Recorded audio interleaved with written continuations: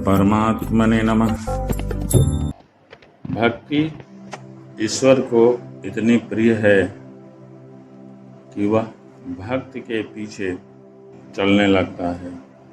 भक्ति अनन्य हो, निष्कपट हो, निश्चल हो। तो भगवान ने भागवत में कहा है कि मैं ऐसे भक्तों की पद धूल लेने के लिए उनके पीछे पीछे चलने लगता हूँ। यह ईश्वर की बहुत बड़ी कृपा है और ऐसे परम दयालु ईश्वर को भी यदि कोई नहीं भजता है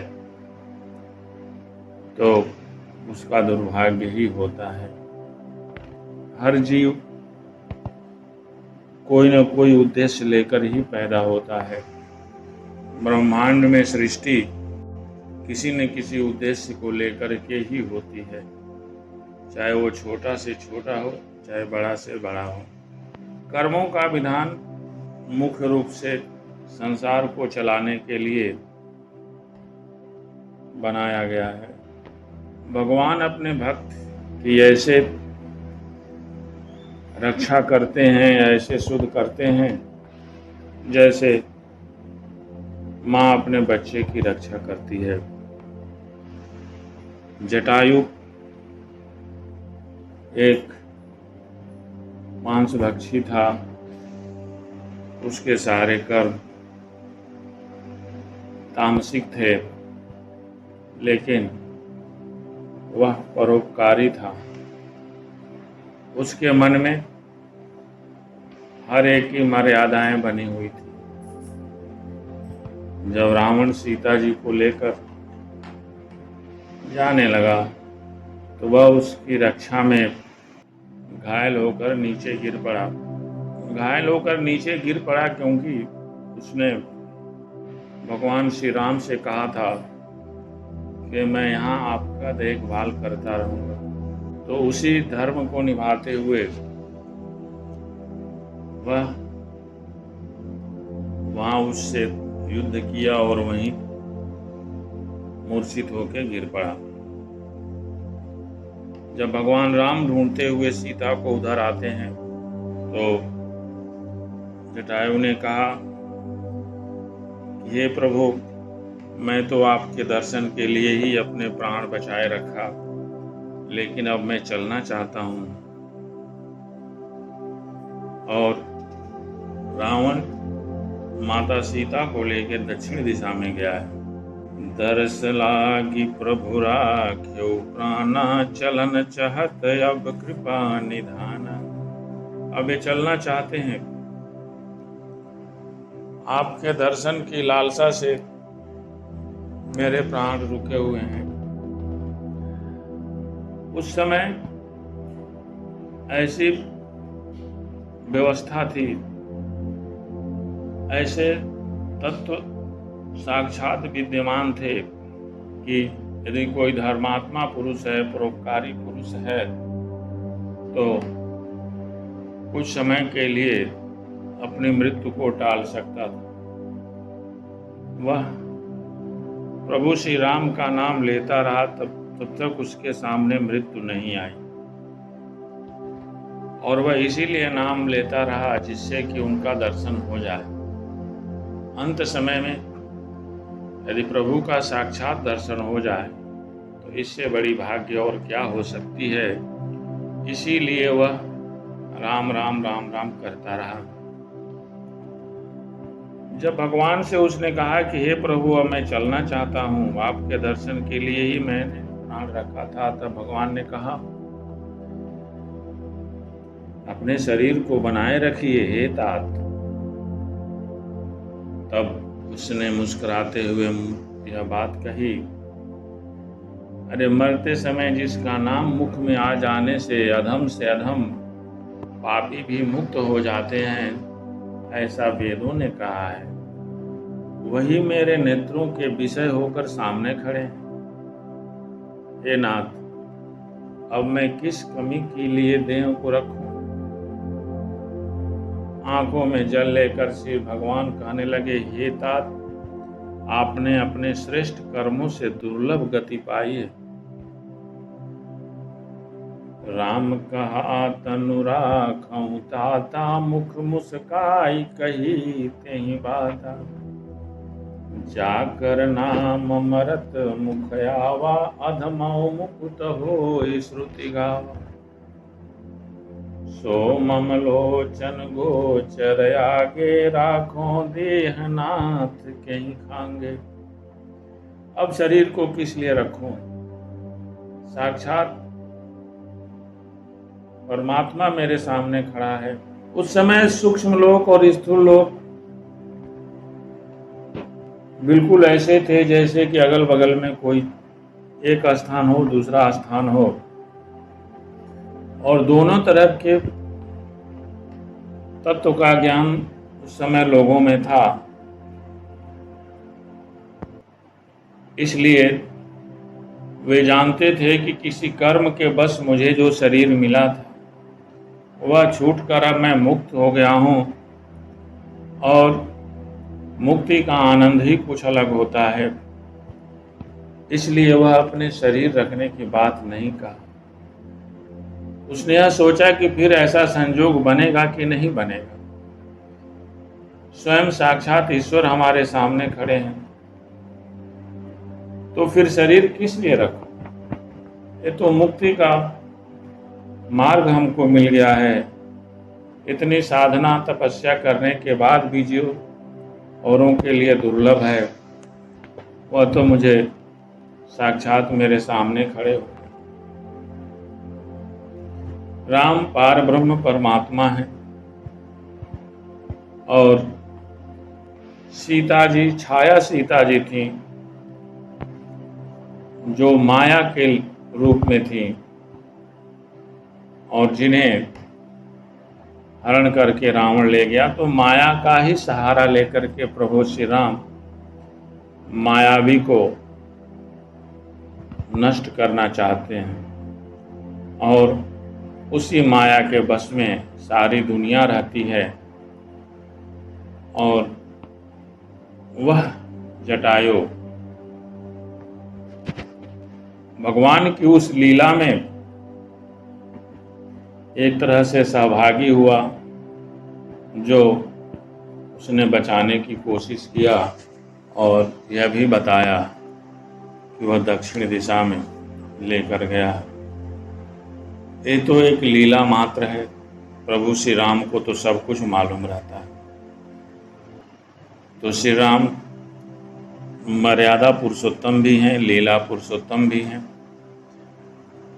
लेकिन उनके मर्यादा पुरुषोत्तम रूप को ही अधिकतर लोग देखे हैं। लीला पुरुषोत्तम रूप ये सूक्ष्म था, जिसे कोई देख नहीं पाया।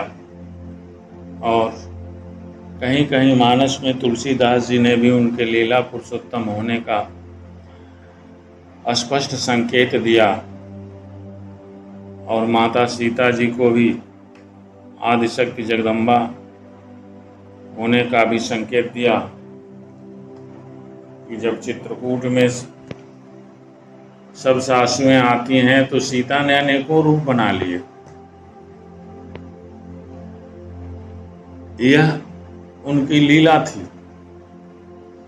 जब देवराज इंद्र कुचाल करना चाहता था, वो भी भगवान को मालूम हो गया,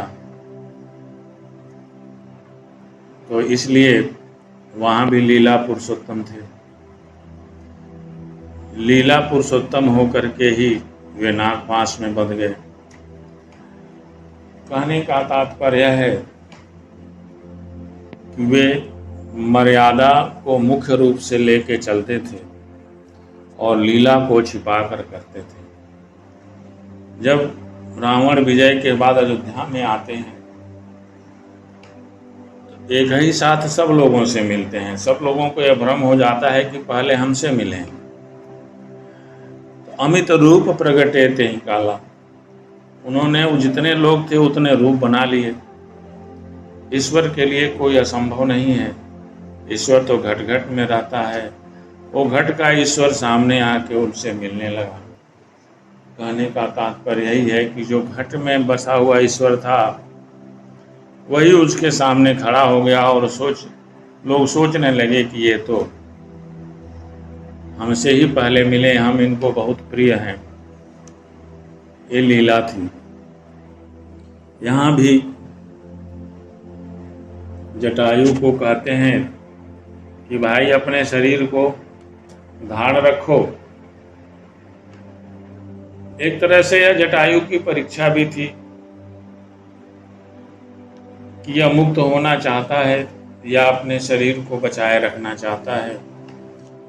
शरीर को बचाए रखना चाहता है तो इसने युद्ध शरीर को बचाकर ही किया होगा। अतः इसमें जटायु की परीक्षा भी हो गई कि वह अपने शरीर के लिए भगवान श्री राम को कुछ नहीं कहा।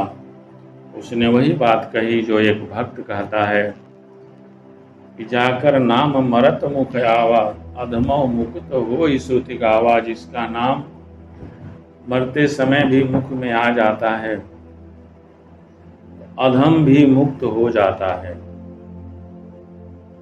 और वह तो मेरे आंखों के सामने साक्षात खड़ा है। तो फिर ये शरीर किस लिए? मुक्ति के लिए ही तो लोग इतनी तपस्या करते हैं, इतनी जोनियों में भ्रमण करते हैं, लेकिन ज्ञान नहीं होता है। और यदि मैं अपना शरीर रखता हूँ तो फिर कुछ न कुछ कर्म होंगे और फिर ऐसा मौका नहीं मिलेगा। तब प्रभु श्री राम आंखों में आंख भर करके कहते हैं, ये भाई तुमने अपने कर्म से ही मुक्ति पाई है, तुमको दुर्लभ गति मिली है। क्यों दुर्लभ गति मिली है? जटायु ने ऐसा कौन सा काम किया? परहित परहित बस जिनके मन माही, तिन कहूँ जग दुर्लभ कछु नाही। तनु तज तात जाहु मम धामा, देव काह तुम पूरन कामा। जिसका मन हमेशा परोपकार में लगा रहता है, जिसके मन में हमेशा दूसरों का भला लगा रहता है, दूसरे के हित की बात सोचता है, उसके लिए संसार में कोई भी गति दुर्लभ नहीं है। कोई भी चीज़ दुर्लभ नहीं है। यहाँ गति की बात कही गई है।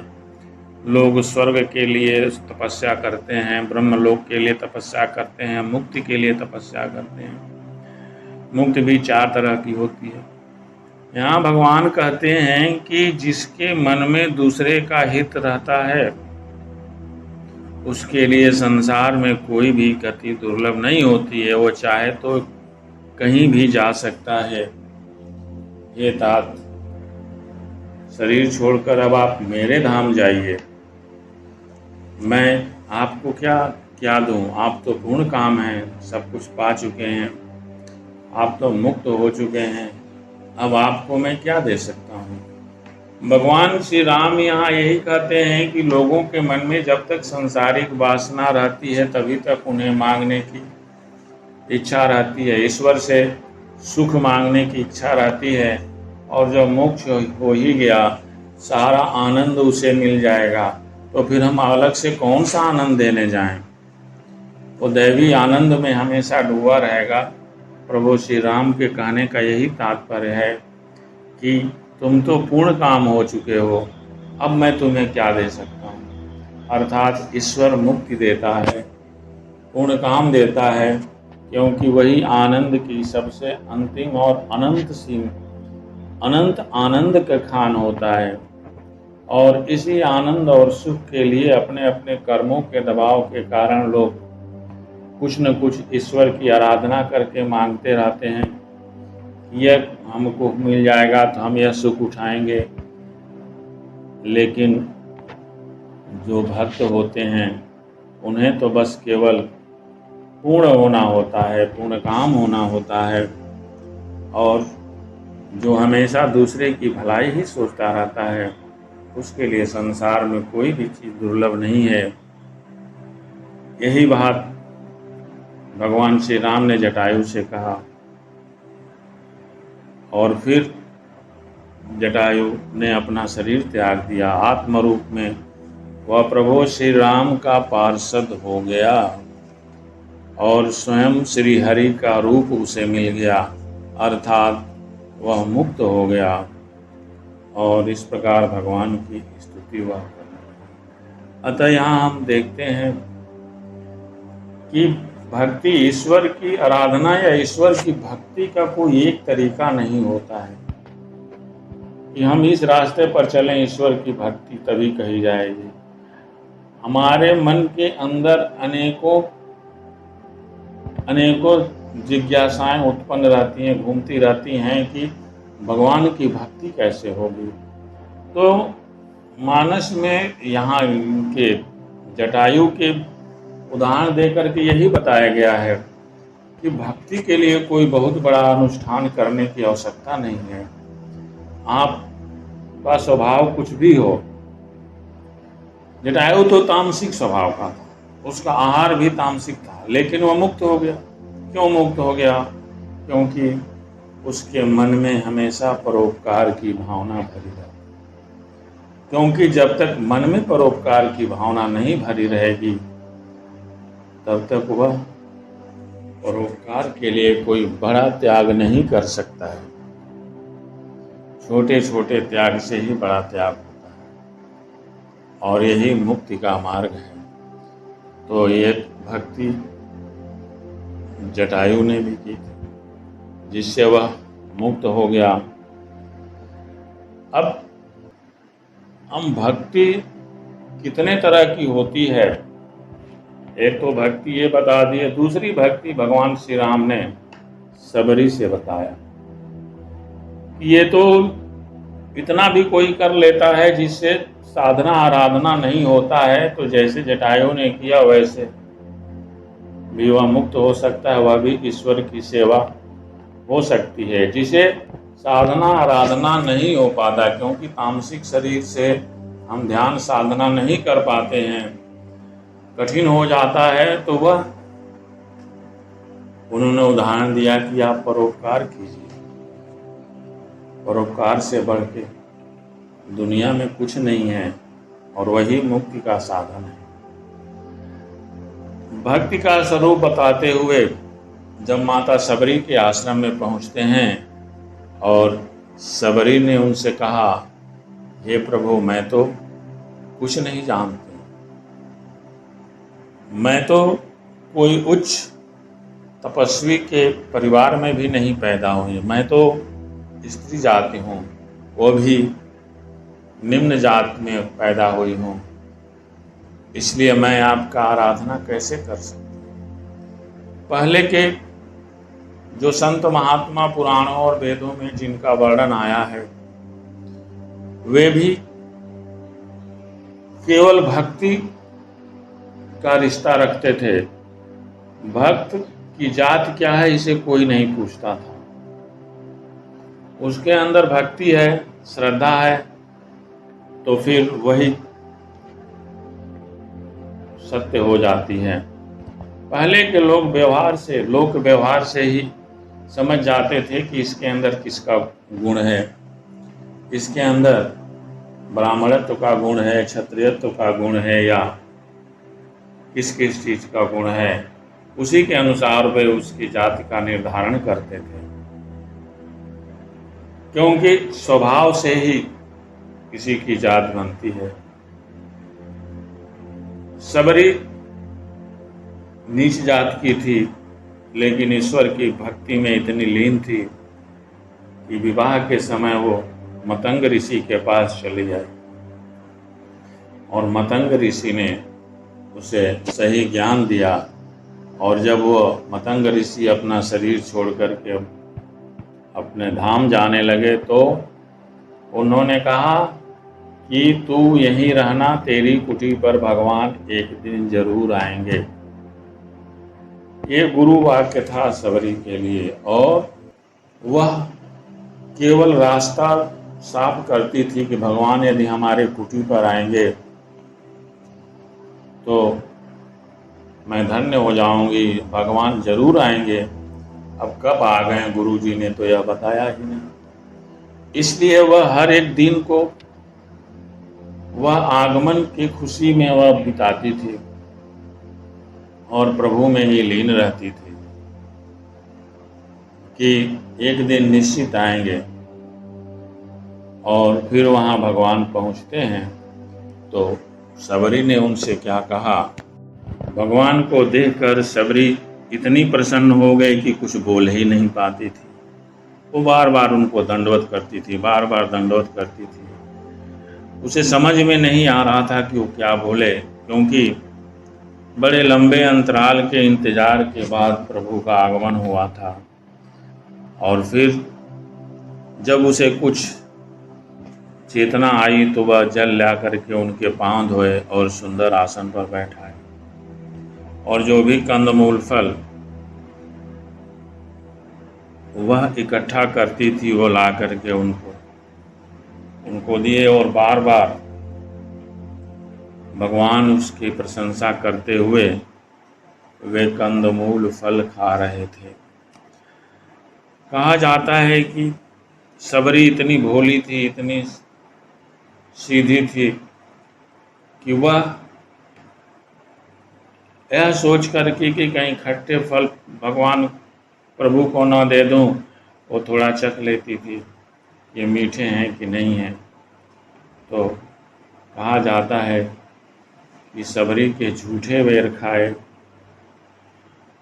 प्रभु ने उसकी भाव को देखा, उसकी भक्ति को देखा, और भाव और भक्ति में जब भलाई रहती है, निश्चलता रहती है, तो भगवान किसी दोष को नहीं देखते हैं। और फिर वह हाथ जोड़ कर के सामने खड़ी हो गई। ये भगवान, मैं आपकी स्तुति कैसे करूं? मैंने तो आज तक कभी कोई प्रार्थना या मंत्र पढ़ा ही नहीं। क्यों नहीं पढ़ा? कि अधम जाति में जड़मत भारी, मैं नीच जाति हूँ, अत्यंत मूर्ख हूँ। प्रभु के सामने यदि ऐसा समर्पण हो जाए कि मैं तो मूर्ख हूँ। अधम ते अधम अधम अति नारी, तिन मैं मति मंद अगारी। कह रघुपति सुन भामिनी बाता, मानव एक भगति कर नाता। वो बोली कि हे प्रभु, मैं तो अधम से भी अधम हूँ। और उस समय यह मान्यता थी कि स्त्रियों उनमें भी अत्यंत अधम है, और उनमें भी हे पाप नाशन में मंद बुद्धि हूँ। स्त्रियों को यहाँ अधम उस समय की मान्यता के अनुसार स्त्री शब्द माया के लिए आता है। माया बड़े बड़े ऋषि मुनियों को संसार के फंदे में डाल देती हैं, और माया के वश में पड़कर बड़े बड़े लोगों का जो है पतन हो जाता है। इसलिए यहाँ माया स्त्रीलिंग शब्द होता है। इसलिए यहाँ मानस में तुलसीदास जी ने स्त्री या नारी शब्द का प्रयोग किया है कि जिसको देख करके लोग भ्रमित हो जाते हैं और अपना साधना मार्ग छोड़ करके भ्रष्ट हो जाते हैं। वह माया रूपिणी स्त्री मैं हूँ, हमसे कोई साधना आराधना नहीं हो पाता है, और उसमें भी मैं बहुत ही मूर्ख हूँ। मेरे पास कोई भक्ति नहीं है। भगवान ने जब उसके हृदय की बात समझी तो भगवान ने कहा, अरे भाई दुखी ना हो, मैं और कुछ देखता ही नहीं हूँ। मैं किसी भक्त के अंदर केवल भक्ति देखता हूँ। वह भक्ति कैसे करता है वो उस पर है, मैं केवल भाव देखता हूँ, और इसी भाव से ही मैं भक्त के पास आता हूँ। भक्त की जात क्या है, भक्ति का लिंग क्या है, भक्ति का कर्म क्या है, उससे हमको कोई मतलब नहीं है। वह केवल मेरा भक्त है और उसका भाव शुद्ध है, सरल है, परहित से भरा हुआ है। यही मेरे लिए बहुत बड़ी चीज़ होती है। इसलिए मैं केवल भक्ति का रिश्ता रखता हूँ, हमारा और कोई रिश्ता होता ही नहीं। ईश्वर और जीव का केवल भक्ति का ही रिश्ता होता है।